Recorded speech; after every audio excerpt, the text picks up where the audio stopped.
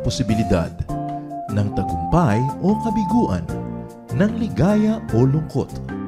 Kaya marapat lamang na tanggapin si Jesus bilang tagapagligtas at Panginoon.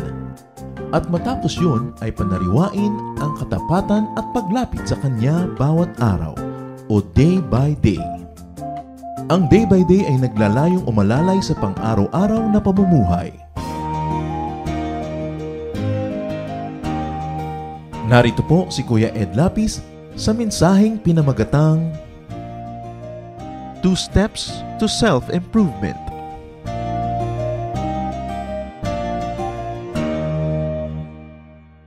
Christian life is all about changing from glory to glory. This is one of the most basic missions of life, to be more and more like God, to be more and more Christ-like.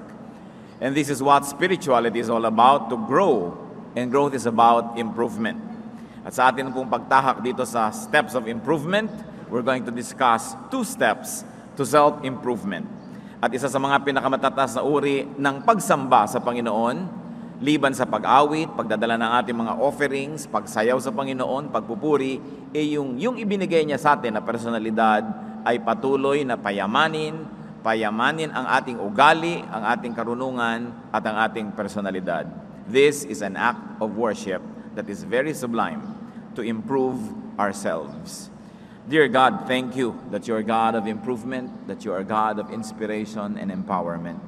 Salamat sapagkat maaari kaming umasenso, lumago, lumalim, tumaas ang pangunawa at ang aming personalidad mahubog palapit ng palapit sa wangis ng iyong anak na si Jesus.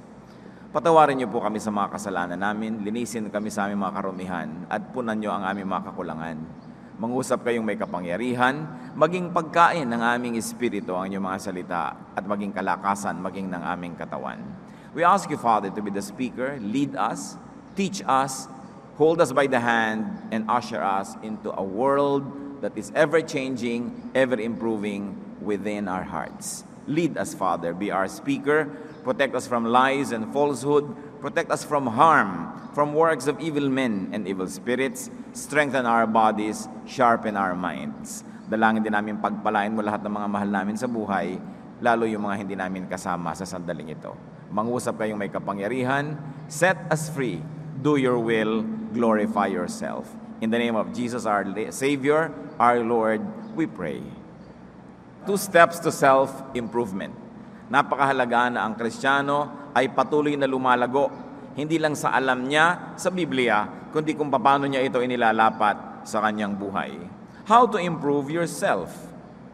Immerse yourself in the most destructive elements of the time and then attempt to swim.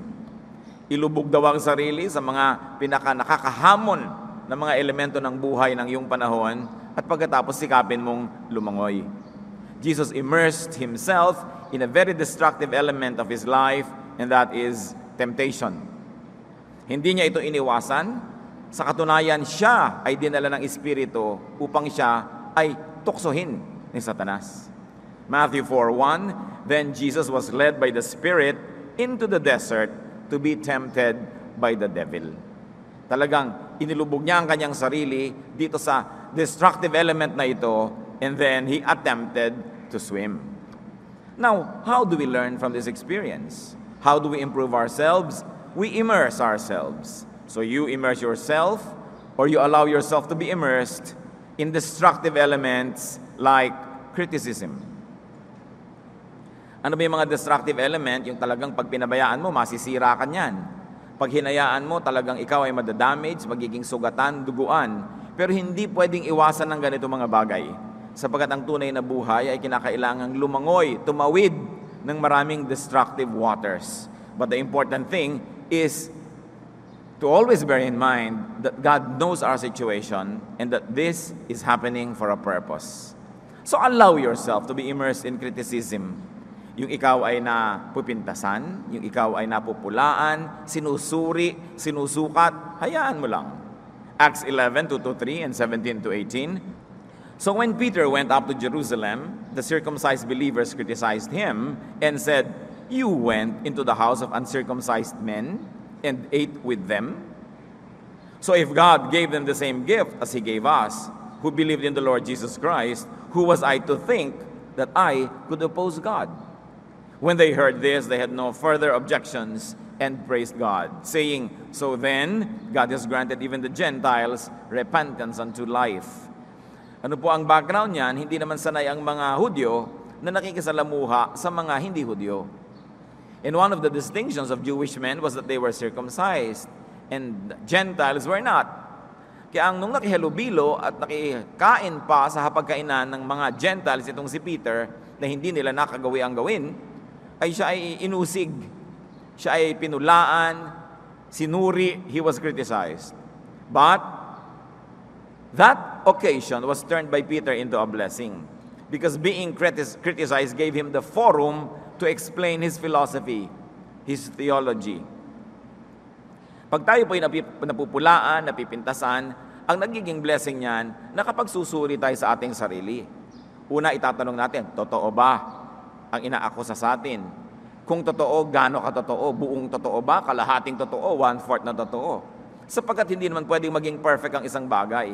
So ang isang criticism, hindi rin pwedeng maging perfectly wrong. Merong tama din doon kahit paano. Kaya pwedeng maging blessing kung susuriin natin, ano ba ang totoo dito? At pagka totoo nga ang nakita natin sa pamumula sa atin, daig pa natin ang nanalamin. At ang nananalamin ay nagkakaroon ng pagkakataon na ituwid kung ano man ang mali sa kanyang itsura. So turn criticism into an opportunity to even teach. Not only to explain yourself, but also to teach. Huwag tayong laging manipis, maramdamin pag napupulaan o napipintasan o sinusuri, sapagkat yan man ay maaaring maging daan para maipaliwanag natin ang ating palagay, ang ating kurukuro, ang ating paninindigan, o kaya kung hindi man, makita natin kung ano ang pananaw sa atin ng iba at maituwid natin kung meron tayong mga kalikuan. Immerse yourself in rebuke. Yung itinutuwid ka, pinapagalitan, itinatama. Peter was rebuked by Jesus.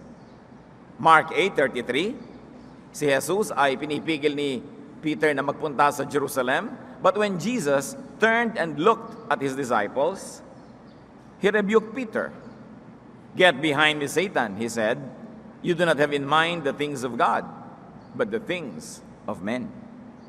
Si Peter tinawag ni Lord na Satan. Kasi satanic yung idea na lumalabas sa kanya. Siya ay talagang napaka-diretsahan na itinuwid. But righteous rebuke jolts. It corrects and gives a wake-up call. Talagang tayo nauuga, naliligalig, na yuyugyug ng isang matuwid at malakas na rebuke. Pero ito'y nakakapagtuwid at nakakagising sa mga tulog o sa mga inaantok. Peter, from this rebuke, rose to become the spokesperson of the group. Siya ang kinilalang leader sa maraming paraan, subalit yun ay hindi nangyari kung hindi siya naituwid. You want to continue to improve? Immerse yourself in education. The process of education could be destructive. Pwede ka namang mabaliw kung sobra kang naging seryoso at hindi ka na nagpahinga. Pwede kang mangayaya at pwede kang magkasakit. Pwede kang maligaw ng landas kung naging one way na lang yung takbo ng utak mo na pinag-aaralan mo at hindi ka na nagkaroon ng balanse. So dangerous din ang pag-aaral. In fact, little knowledge is said to be dangerous. But we immerse ourselves in education. Akala nung iba, pag nagkaroon na sila ng bachelor's degree tapos ang edukasyon, tumitigil na sila. Ayon po sa pag-aaral, napakaliit na porsyento ng ating utak ang nagagamit ng tao sa kanyang buong buhay. Marami pa dapat malaman, marami pang maisip, marami pang maimbento, magawa, maabot. Pero tamad ang taong mag-aral. Ni ayaw magbasa. Ni ayaw magsaliksik. Pag sinabi mo, mag-enroll pa tayo, naku, ayaw kanya magbasa-basa niya, mag-notebook pa. Eh ano na lang, magchismisan na lang, magkwentuhan, manood ng mga TV, sayawan ng sayawan, contest na walang kakwenta-kwenta, nakaka-brain damage pag sumali ka. Yun ang ginagawa ng buong bayan, kaya hindi umaasenso. We must continue to educate ourselves. Pati si Jose Rizal, hindi siya sumasang-ayon na lumaya agad ang Pilipinas noong kanyang panahon. Bakit? Alam niya na napakalaking porsyento ng mga tao ay mangmang. At ano mangyayari sa mga mangmang kung sila naging mga leaders? Ibubulid lang nila sa kapahamakan ang kanilang mga pinangungunahan. Importante ang pag-aaral. Even Jesus grew in wisdom and stature, in favor with God and with men. Patuloy siyang nag-aral. Patuloy siyang nagsaliksik. Luke 2:45-46. Nung umuwi si Mary at saka si Joseph sa kanilang hometown, hindi nila makita si Jesus. Nung sila'y pauwi na, 12 years old na Jesus, nawawala, pinaghahanap nila sa Jerusalem. When they did not find Jesus, they went back to Jerusalem to look for him. After 3 days, they found him in the temple courts, sitting among the teachers, listening to them and asking them questions. Start early. Nasaan kaya ngayon ang mga 12-year-old? Saan nila laging gustong pumunta? No? Sa mga computer shop at maglaro ng walang katapusan. Hanggang magkasira-sira ang mata at magkaduling-duling at mabutas ang bulsa kababayad. Nasaan kaya ang mga tao? Anong pinagagagawa? Tayo ba ay nagsasaliksik ng karunungan? Acts 7:22, Moses was educated in all the wisdom of the Egyptians and was powerful in speech and action. Malakas ang utak, powerful in speech, malakas ang katawan. Hindi yung puro katawan lang, ang ganda-ganda ng katawan, tapos yes lang, hindi alam ispelin. O kaya ang tali-talino, pagkatapos parang tipaklong na sa kapayatan dahil pinabayaan na ang katawan. Moses grew in speech and action. This is mind and body matter. Jesus grew in wisdom and stature, mind and physical body, in favor with God, spiritual, and in favor with men, social. Balanced growth. Why is education important? Because it's only the truly educated that will understand God more fully. Because even God is a concept. Hindi naman siya estatwa, hindi siya rebulto, hindi siya tubig, hindi siya dahon. Ang Diyos ay espiritu, konsepto. Ang theology ay konsepto, ang philosophy ay konsepto. Paano mo lalakihan ang pag-unawa mo sa Diyos kung kakaunti ang vocabulary ng iyong isip? Kakaunti ang salitang kayang maunawaan at lalong kakaunti ang salitang kayang sambitin. Kakaunti ang mga kulay na pwedeng makita kasi intellectually colorblind. Kakaunti ang pwedeng maunawa. Paano lalago? Education lifts up the mind. It polishes the soul and sets the noble spirit free. Sa kalooban ng bawat tao ay merong napakamarangal na kakanyahan, na identity, na personalidad. Napakarangal.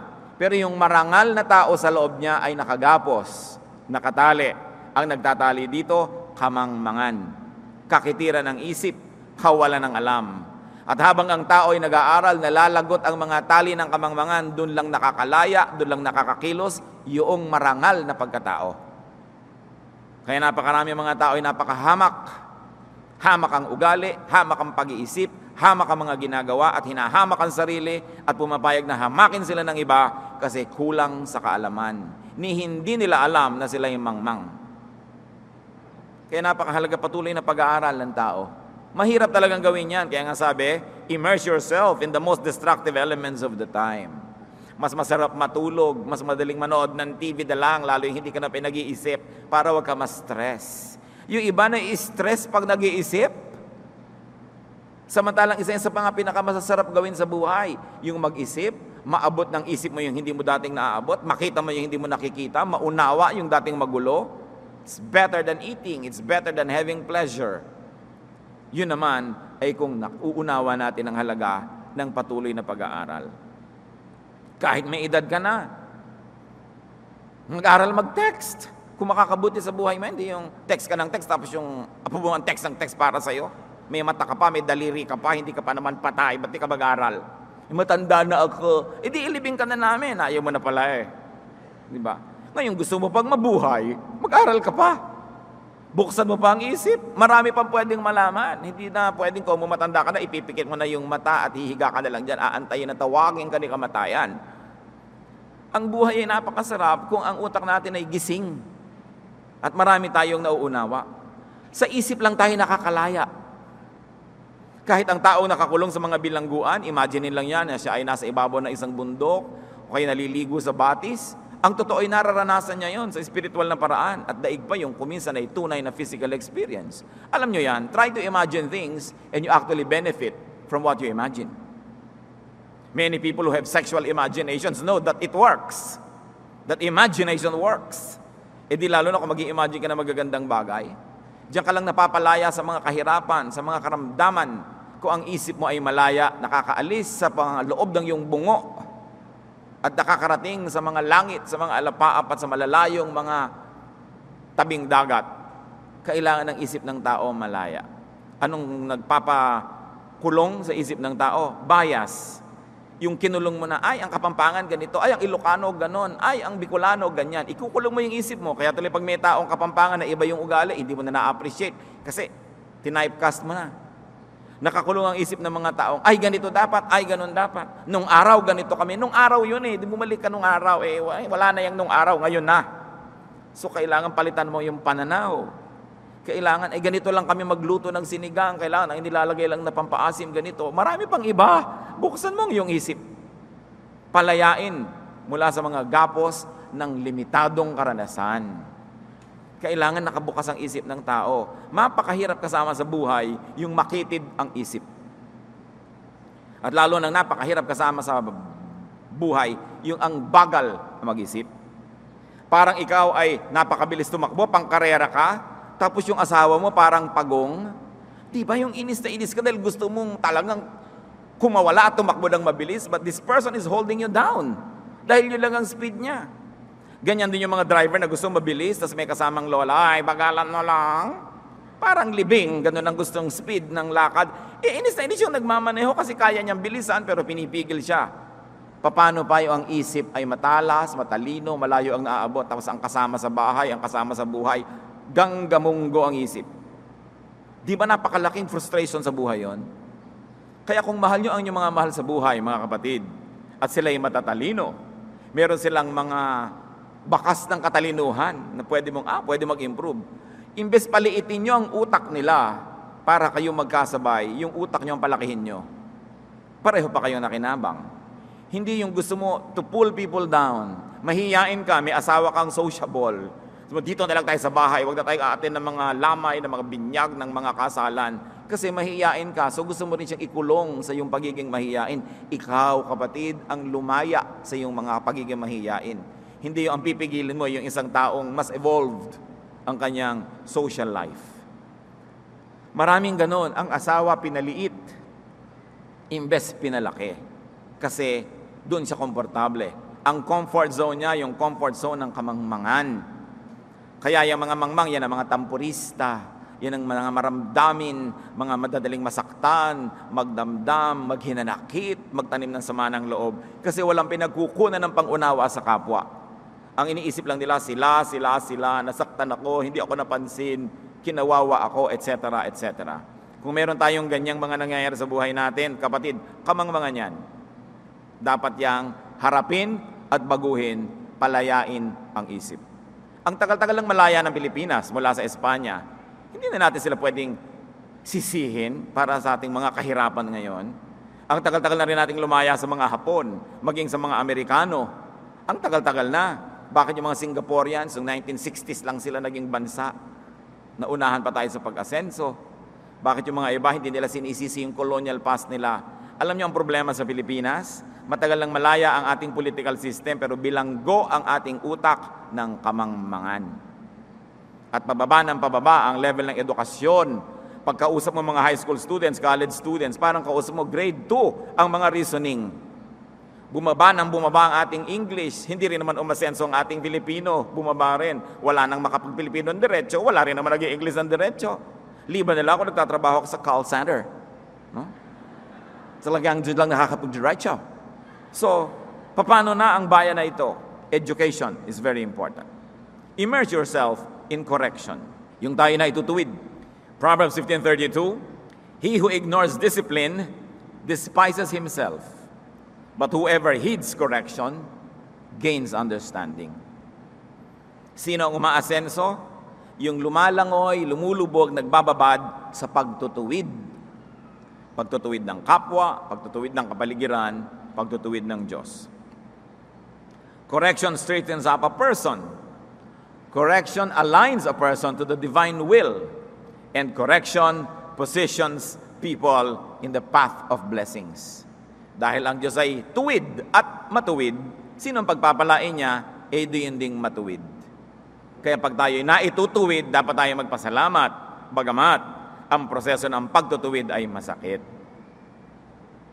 Siyempre, liko ka, itutuwid ka, masakit yan. May pilay ka, idediretso ka, ikakast, hihilutin, masakit yan. Pero kailangan para matuwid ang ating mga kalikuan. We want to continue growing, immerse yourself in refinement. Kailangan ng tao maging pino, hindi magaspang. Refinement takes polishing. Polishing takes friction. So when you like to be refined, subject yourself to friction. Kinikinis ka, nililiha, inaayos, masakit. Pero ikaw din ang makikinabang sa dulo. Nung binihag ng Babylon ang Israel, bumihag sila ng mga anak ng mga mayayaman at mga maharlika.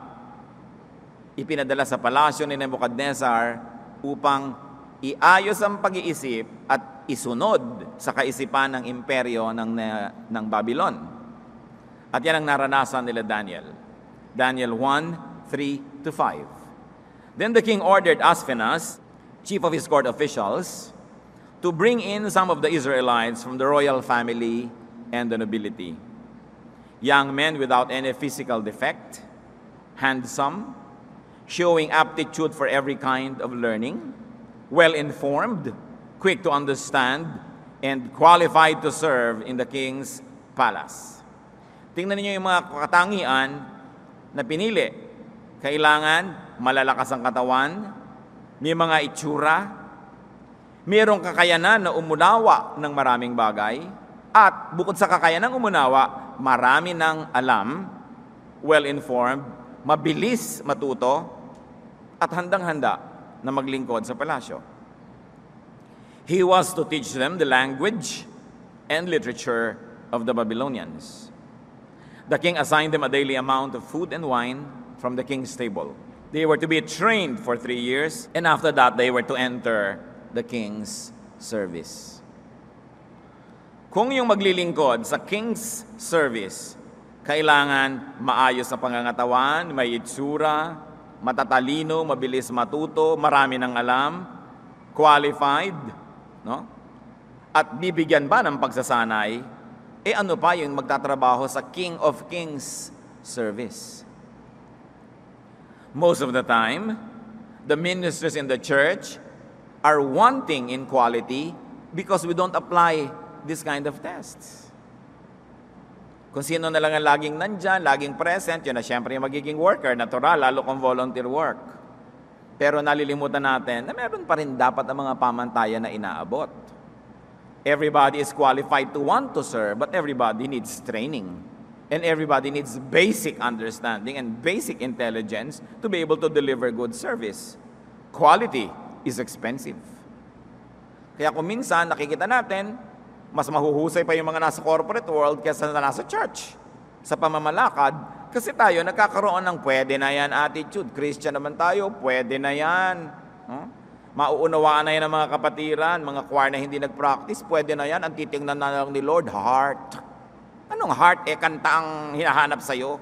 Di siyempre, ang titingnan niya, musika. Diba? Meron pang kakanta po ako, huwag niyo na pong pakinggan ang aking tinig, yun na lang pong words. I-fax mo na lang. I-text mo na lang yung kanta. Hindi naman pala papakinggan yung boses mo. Mga dramang bukid. Kailangan quality ang ginagawa ng tao, lalo kung paglilingkod sa Diyos. Hindi pwede na yan, pwede na yan. And this is the malice. This is the illness of the church. Walang high quality. Pwede na yan, pwede na yan. Si King Nebuchadnezzar, may quality control. King of Kings, lalo. Dapat nating iniisip yun. Bible study leader ka, hindi ka handa. Preacher ka, hindi ka handa. Instrumentalist ka, hindi ka handa. Magsaserve ka sa King of Kings. Yung mga iba magwo-worship, alam naman natin sa pagwo-worship, kasama yung paghahandog, hindi handa. Tuwing dumadaan yung basket, parang surprise. Ay, meron palang collection. Lagi na lang nagugulat, hindi handa. Dapat handa ka kasi gusto mong haharap ka sa King of Kings. Kumpleto ang yung paghahanda. You know why? Kasi handa rin ng Diyos na humarap sa iyo. Handa siyang makinig sa mga dalangin mo. Handang makinig sa iyong mga reklamo. Tanggapin na yung mga iyak. Ibibigay yung mga hinihiling. Kasi ikaw hindi handa. Kailangan may quality. And for this, we need refinement. Refinement brings out the best in the person and prepares one for noble tasks. Magiging tabo ka na rin lang, maging tabo ka na sa palasyo. No? Kaya sa tabo ka, tas tabo ka lang kung saan, sa isang public toilet, sa Blumentritt Market. No? You can imagine na medyo iba na yung tabo doon. Pero tabo-tabo lang kayo, pare-pareho, pero hindi pare-pareho ang lahat ng tabo. Magiging tabo ka na rin lang kapatid, maging the best, tabo ka na dyan. Kakanta ka na rin lang, maging best ka. Magtuturo ka, maging best ka. For the Lord, for the Lord's glory, and for your own benefit. Yun ang immersion. Marami pa tayong pwedeng immersion na gawin. Isipin niyo mga kapatid, ano bang dapat yung langoyan, lubugan, babaran, na hindi masarap, hindi maganda, mahirap, pero kailangan para tayo umasenso. And after immersion and difficulty, emerge. Matapos kang lumubog, lumutang ka uli. Matapos kang lumangoy ng hirap na hirap ka, umahon ka. Parang metaphor ng baptism. Immerse yourself, then emerge. Parang death and then resurrection. Hindi ganun ang mahalaga. Matapos ang Panginoong Jesus ay lumubog sa hirap ng mga pagsubok, Matthew 4:11, umahon siya. The devil left him and angels came and attended to him. Hindi ka naman lagi nakalubog eh. Parang nilaga, malambot na, iahon na. Kaya naman yung iba, 3 araw mo inilalaga, ang tigas. Kaya ganoon din, kung minsan, tagal-tagal natin na pinapaalo tayo ng Diyos, tayo itinutuwid, kasi ang tigas. Lambutan mo yung sarili, hayaan mo ang Diyos na hipuin ka tituwid at paghanda ka na, iaahon ka na. Kung meron naman sa ating mga kapatid ngayon na nakalubog diyan sa mga destructive elements ngayon, makinig na kayo sa lesson. Ituwid na ang liko. Linisin na ang marumi. At pag nangyari na yon, alam naman ng Diyos, iaahon ka na niya. Tapos na. After immersion, emerge. Emerge wounded, but healing. Or getting healed. Lahat naman ng tao nasasaktan eh. Pwede ka bang mabuhay sa mundo na hindi nasasaktan? Lahat ng tao nasusugatan. Lahat tayo may sumakit sa ating kalooban. May tumapak sa atin. May dumurog sa ating puso. May nanglait sa atin. May nag 1, 2, 3. May nandaya. May nagtaksil. May hindi nagmahal. May tumalikod. May nag-abandon. Lahat ng tao ganun. Everybody's wounded. But not everybody heals. So you have to emerge wounded but healing or getting healed. Kailangan kapatid magpasya na gusto niyong gumaling. Paano magpasya na gustong gumaling? Kung kamangmangan ng sakit, magpasya ka na from here on, magpapakatalino ka na. Kung sobra kang maramdamin, magpasya ka na from here on, marami ka nang papalampasin. Pipiliin mo na lang kung ano yung nakakasakit sa'yo. Kung nasaktan ka noon, kailangan mong magpasya kapatid na magpatawad na, magkaroon ng bagong buhay. Kung hindi, gumagaling na yung sugat mo, bubuksan mo na naman. Gumagaling na yung sugat mo, bubuksan mo na naman. At medyo tumitibay-tibay na siya, natutuyo na, bubulat-latin mo na naman. Kakalkalin mo, kakamutin mo ng matatalim na kuko para magdugo siya muli.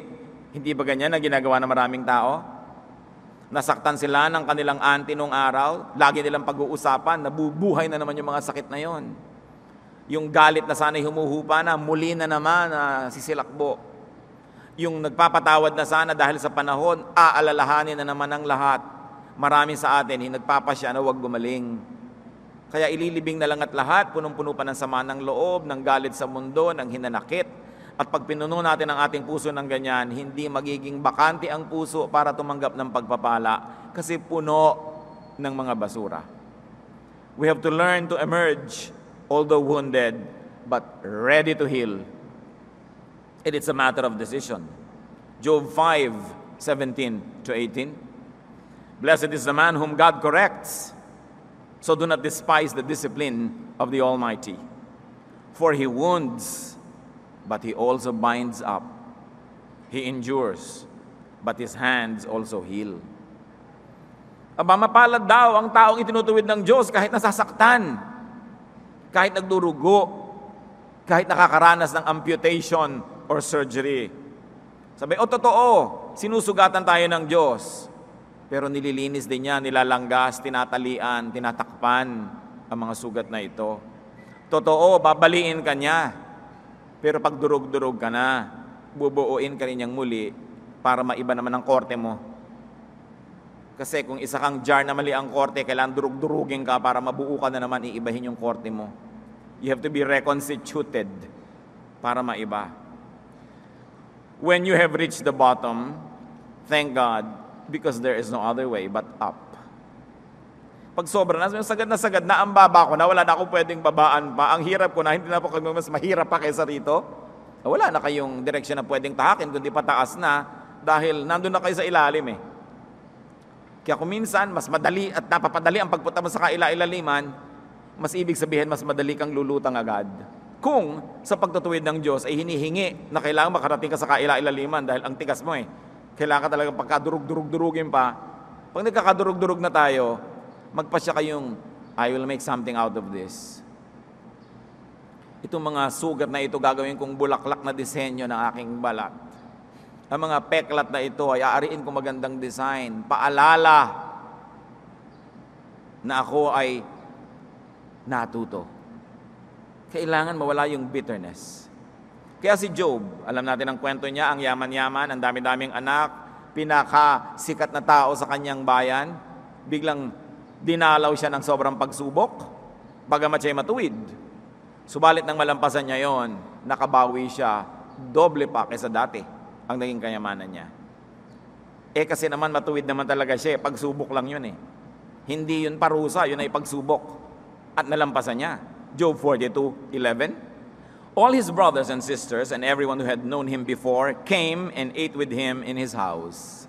They comforted and consoled him over all the trouble the Lord had brought upon him, and each one gave him a piece of silver and a gold ring. Tingnan ninyo ang verse. Nung may sakit siya at nagdusa, naghirap, nagkaroon ng kutakot-takot na galis, walang pumupunta sa kanila. No? Pero nung siya ay nakarecover, nakalampas sa pagsubok, at siya ay binubuo muli ng Diyos, ano nangyari? Nagdatingan uli yung mga tao, nagkainan uli sa bahay niya. Ang mga tao pupunta sa inyo kung kayo mabango, kung kayo ay may pera, kung kayo ay masigla, masaya. Kung puro luksa kayo, sugat, dusa, hindi kayo pupuntahan. Huwag na kayo magdamdam, natural yun. Di ba, ayaw mo magpunta sa mga kamag-anak mo na wala namang gagawin kundi dumaing? Ayaw mong pumunta sa iyong mga kaibigan na walang gagawin sa'yo kundi utangan ka? Yung tuwing pupunta ka sa kanila, sariwang-sariwa, pag uwi mo lanta ka kasi sinipsip nila lahat ang iyong lakas ng kanilang mga hinaing, reklamo, problema. Siyempre, yung likas sa'yo na iligtas ang iyong buhay sa panganib na Diyos din ang naglagay dyan, ilalayo mo ang sarili mo sa mga ganito. Pero nung siya ay nakarecover, nun siya binigyan ng pera. Everybody gave silver and gold. When? Nung naghihirap siya? No! Bakit ka naman magbibigay sa naghihirap? Ano mangyayari sa binigay mo doon? Common sense yun, ha? Hindi ko sasabihin ng godly sense. Yun ang sense ng maraming tao. Pag meron ka na, bibigyan ka pa. Kita nyo ang mga regalo sa mayayaman, magaganda. Ang mga regalo sa mahihirap pag Pasko, kalendaryo ng hopya. Mahirap ka.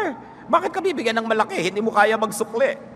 Hindi ko sinasabing yun ang tama, pero yun ang kalakaran ng mundo. So gusto mo pala na pahalagahan ka, puntahan ka ng tao, make something of yourself.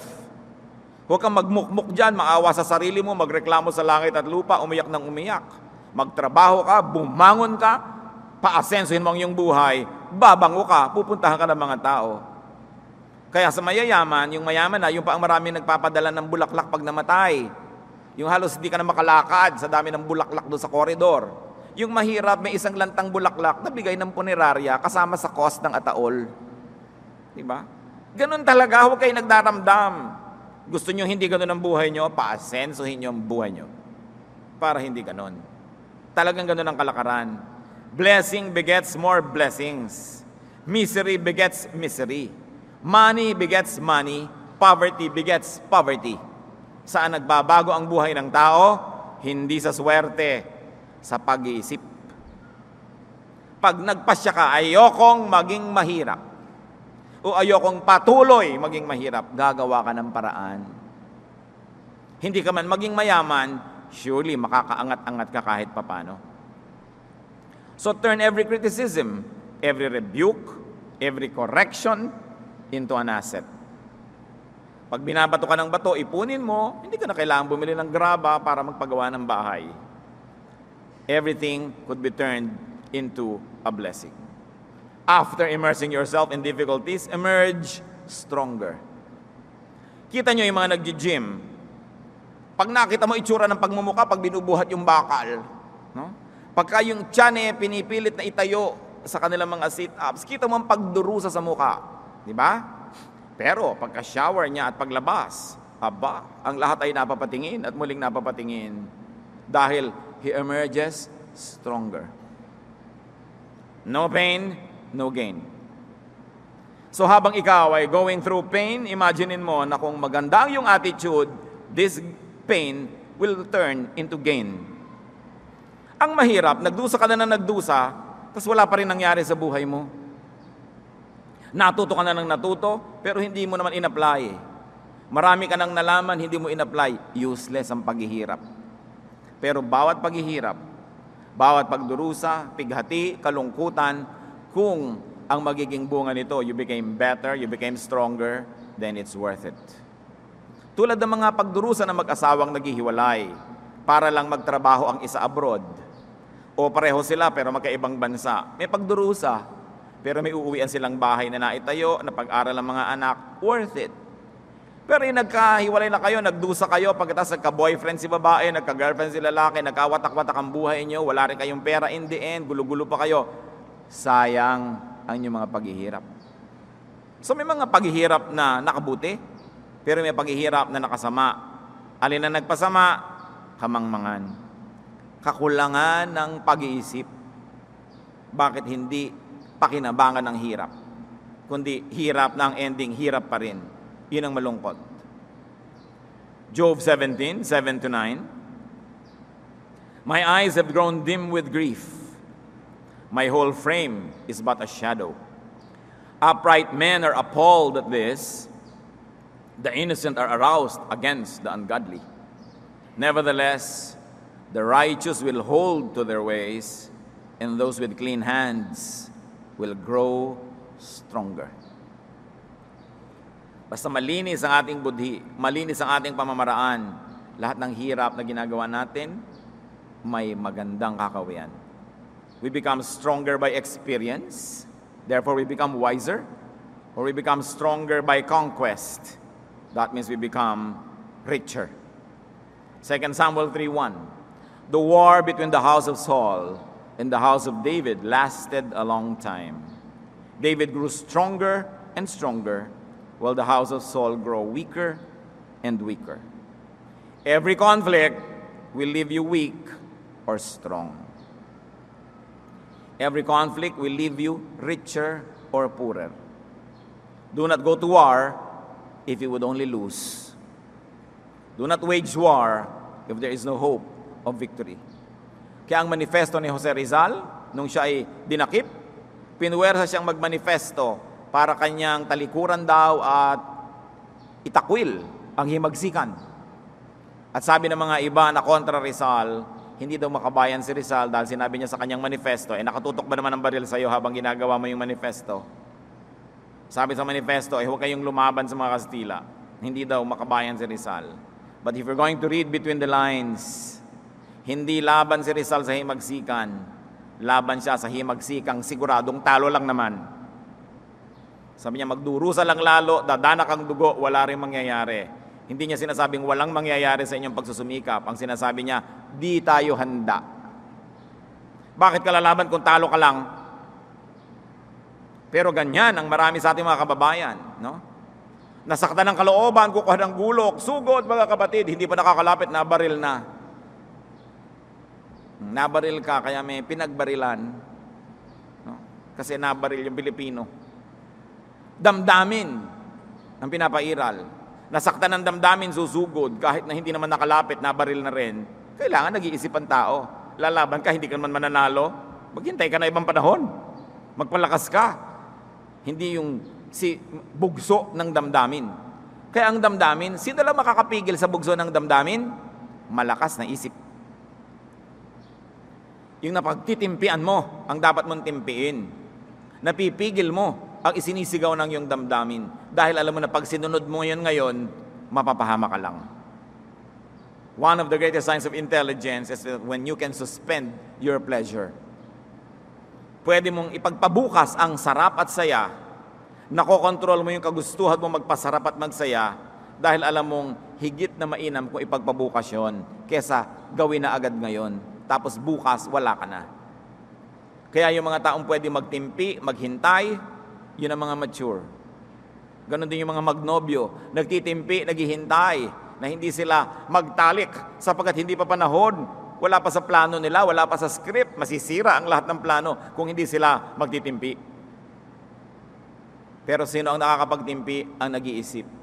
Kaya napakahalaga to immerse yourself in mental discipline, in education, in higher pursuits. And then, of course, emerge wiser. Di baling nasaktan ka, di baling nahirapan ka, kung tumalino ka naman, sulit yon. Kasi marami ka na ngayong sakit at maraming hirap na maiiwasan sa panahon na darating sapagkat natuto na. Ang sayang, nadapa ka na isa, dalawa, tatlo, apat na beses, dapa ka pa rin ang dapa, dun sa parehong lugar na yon, lagi ka na lang doon natatapilok, hindi mo na ba kayang tandaan na nadadapa ka pag dumadaan ka dyan? You must not allow the same serpent sting you twice, sabi ni Shakespeare. Natuklaw ka na ng ahas na to, pagdaan mo bukas, natuklaw ka na naman. Bukas, dadaan ka na naman dyan, natuklaw ka na naman. Ikaw na may problema noon, ha? Matalino yung ahas, ikaw hindi. Yung paulit-ulit na lang na pagkakamali, hindi na tayo natututo. We must be wiser. Proverbs 24:32, I applied my heart to what I observed and learned a lesson from what I saw. Tingnan lang natin ang buhay ng ating kapwa, mga nasa paligid. Marami na tayong maiiwasang hirap na kanilang dinanas kung matututo lang tayo sa kanilang mga naranasan. How do we grow and improve? Immerse yourself in difficulty. Allow yourself to be immersed in difficulty. Bahagi yan ng buhay. And also, immerse those you love in difficulty. Payagan nyo ang mga mahal nyo sa buhay, lalo mga bata, na mahirapan. Sapagkat yung lumalangoy sa hirap, lumalakas, natututo, pag-ahon yan, handang makibaka sa buhay. Kaya si Balagtas, lagi ko nalang kinukote, sabi niya sa Florante at Laura, pag-ibig anak ko'y aking nakilala, di dapat palakhin ang bata sa saya. At sa katuwaan kapag namihasa, paglaki walang hihinting ginhawa. Totoo, pinalaki mo sa sarap, walang kalakas-lakas. Sabi niya, para ng halamang lumaki sa tubig, dahoy nalalanta, munting di madilig. Ikinaluluoy ang sandaling init, ganon din ang pusong sa tuway maniig. Konting problema, tumba na. Ang taong magawi sa ligaya at aliw, mahina ang puso't lubhang maramdamin. Inaakala pa lamang ang hilahil na darat ni di na matutunang bathin. Ini-imagine pa lang ang problema, suko na, talo na. Laki kasi sa layaw, laki sa sarap, laki sa ginhawa. Kaya sabi niya, nakilala ko na kung anong tunay na pag-ibig sa anak. Turuan mong mahirapan. Paghugasin mo ng plato, paglabahin mo, pagplansyahin mo, paghugasin mo ng kotse, maglinis yan ng garahe, magbungkal ng bukid, magtanim, magsaka, magtroso, magforestry, magpalaki ng baboy, mag-alaga ng manok. Diba? Hindi puro text ang text. Ang gusto pa yung cellphone, may lumalabas sa tinapay. Wala pang kinikita, saksakan na yabang, gusto lahat, designer clothes. Anong hihinting ginhawa? Anong kinabukasan na naghihintay sa mga batang hindi mo lang marunong maghanap buhay? Hindi mo lang marunong makisama? Pagka naulila, makikitira sa mga tiyo-tiya, kamumuhayan dahil saksakan ng tamad. Diba? Kailangan natututong makisama. Yan din ang makikinabang sila rin. Let them get immersed in difficulty so they emerge as good persons. So thank God for difficulties, because difficulties could be turned into blessings, into wisdom, into riches and endurance. Swim with God's help and emerge for God's glory. Napakahalaga na nananalig tayo, na tayo man ay nalulubog sa hirap, tayo man ay dumadaan sa hirap, yun ay panandalian lamang. At kung ating matututunan na ang leksyon, malalaman na ang dapat malaman, itinutuwid na ang dapat ituwid, iaahon na tayo agad ng Diyos para mabuhay na ng ganap. But we all have to pass through this. Diyos namin sa langit, dalangin namin kung may mga kapatid kami ngayon na sisinghap-singhap, pinipilit lumangoy, kung saan man sila napatapong mahirap na kalagayan. Ipaalala mo na hindi kayo nakakalimot sa amin. Alam niyo ang aming kalagayan, may dahilan ng lahat. Maunawa namin kung bakit pinapayagan niyong mangyari ang mga nangyayari, maituwid namin ang aming pag-iisip, matutunan ang dapat tutunan, pagalingin ang aming mga sugat at magkaroon kami ng panibagong buhay. Nawa, Panginoon, palakasin mo ang mga anak na ngayon ay nahihirapan sa paglangoy, pagod na pagod, sawang-sawa na sa pagkakalubog sa pinagkakalubog ang mga putik at mga pusali. At dalangin namin, Panginoon, maging malinaw sa aming isip na ito'y bahagi ng aming paglago, bahagi ng aming pag-asenso bilang mga tao. Hindi mo rin gusto na kami dumadanas ng hirap, tulad ng mga tunay na nagmamahal sa magulang na hindi naiibigan ang anak nila ay nahihirapan. Pero tulad mo, pahalagahan namin ang training. The training is aimed at polishing us so that the best in us can come out of this prison. Makalaya kami sa kamangmangan, sa kakitiran, makalaya kami sa mga hinanakit at galit, at lumabas yung maganda, malinis, nagniningning na pagkatao na kinukulong ng aming mga karanasan. Magbulay-bulay tayo mga kapatid, hilingin natin sa Diyos na paliwanagin pa kung ano ang mga personal na mensahe niya sa atin, na pwede tayo to emerge from all this immersion and difficulties. Lord, sa katahimikan na ito, dinggin mo ang iyong mga anak at patuloy ka magturo sa bawat isa.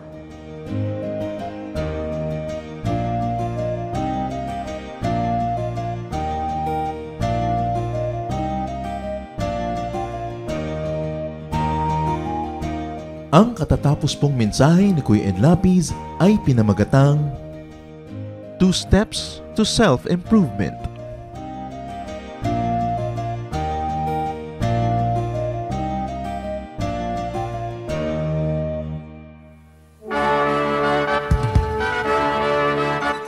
Halina't sama-samang sumamba at magdiwang sa Day by Day Jesus Celebration kasama si Kuya Ed Lapiz.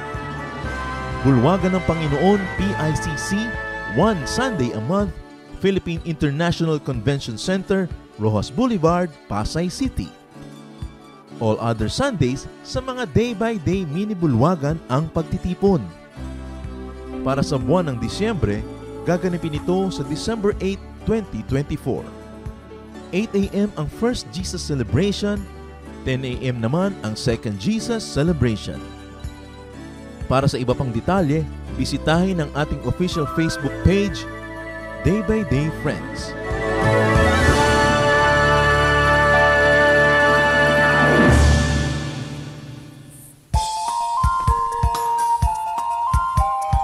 Ako po si Pastor Danny Ibarola.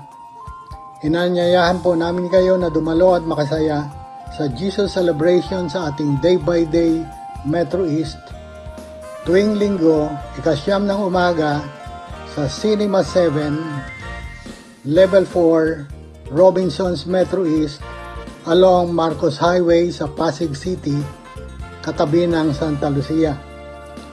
Para po sa detalye ng schedules at location, narito po ang ating contact details.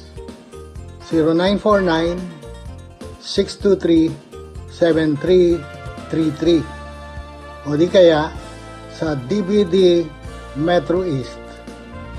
Halinang ipagdiwang ang Panginoong Hesus. Mabuhay!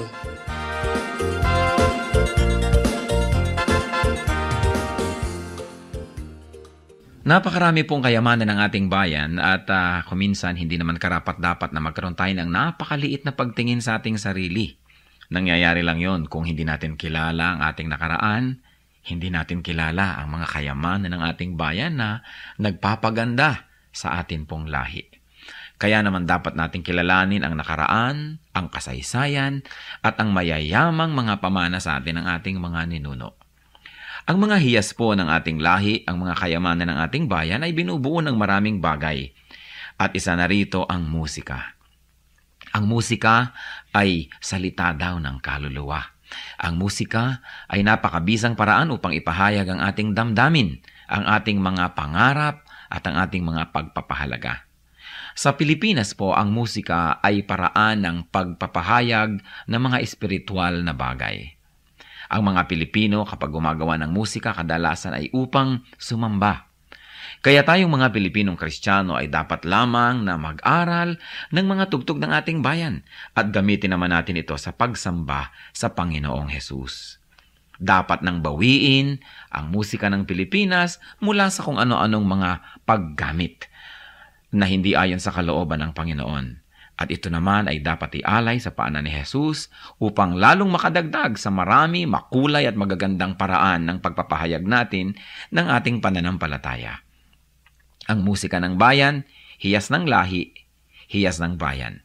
Narito at ating pakinggan ang mambayo, mga tunog ng pagbabayo ng palay na may kasamang mga awit mula sa mga kalinga.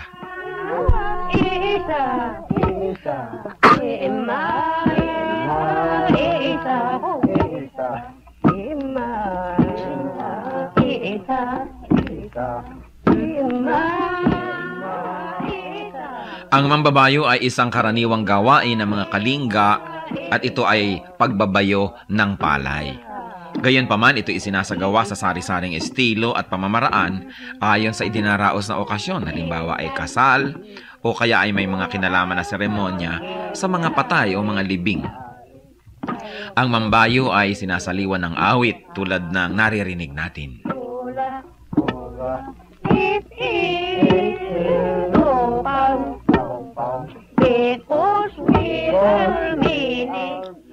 Ang sinasaliwan ng awit na pagbabayo ng palay ay ginagampanan ng 8 kababaihan at sinasagot naman ng mga kalalakihan. Paulit-paulit at mauulit na maririnig ang ritmikal na pag-awit ng mga salitang ima, isa o insa.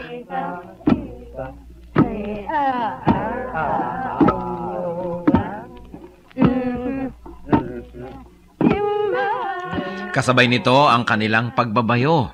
Anong ibig sabihin ng ganitong uri ng pagbabayo? Pangbabayo ng palay na hindi lamang ang dahilan o ang gustong mangyari ay makapagbayo ng palay, ito rin ay isang bigkis panlipunan. Sa pagbabayo, makikita ang tulungan, pakiramdaman, pagsasaya. At makikita natin ang pagiging dakilang mga musikero ng mga Pilipino na maging sa pagbabayo ng palay, gumagamit sila ng musika, hindi lang upang sila ay malibang at pagaanin ang trabaho, kundi patuloy na ipahayag ang kanilang nadarama.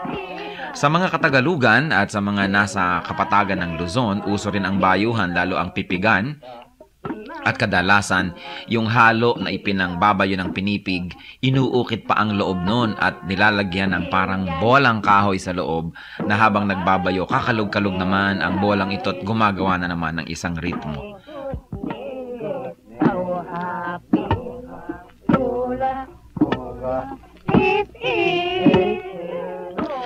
Yan po ang mambayo, ang pagbabayo ng palay na may saliw ng mga awitan ng mga kalinga. Ano po ang maaari nating matutunan sa kayamanang ito ng ating lahi? Na ang bawat gawain natin ay maaaring saliwan ng musika. Lalong-lalo naman ang pagsamba natin sa Panginoon, ang ating mga paglilingkod, na sa paglalagay natin at paglalapat ng musika, hindi lang gumagaan ang ating trabaho, kundi na ipapahayag din natin ang ating damdamin. Musika ng bayan, kayamanan ng ating lahi, hiyas na dapat makilala at ingatan.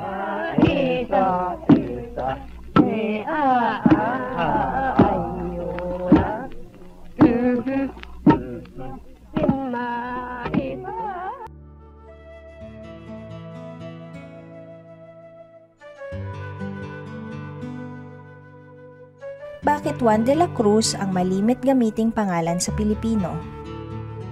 Noong mga 1902 ay merong mga periodista sa Maynila na nag-aral at nakita nila na ang pinaka-common name ng mga Pilipino ay Juan de la Cruz nung panahon na yon. Kaya naging sagisag din niya ng lahat ng sambayanan ng Pilipino at bawat individual na Pilipino. At nagkaroon din ng isang tunay na taong Juan de la Cruz na ikinulong ng mga Kastila sa walang kakwenta-kwentang kaso at inabutan ng mga Amerikano nung sinakop nila ating bayan na nakakulong pa rin at yun ay pinawalan. Naging sagisag siya nung common tao na nagiging kawawa sa kamay ng mga makapangyarihan, lalo at siya ay kulang sa edukasyon o sa kayamanan. Naging sagisag ng karaniwang mamamayang Pilipino.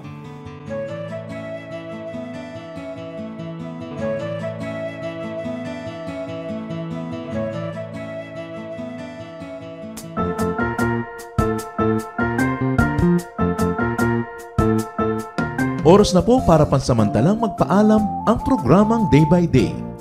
Tayo po'y magsama-sama tuwing ika-6 hanggang ika-7 ng umaga, araw-araw. Magandang umaga po at mabuhay ang Panginoong Hesus!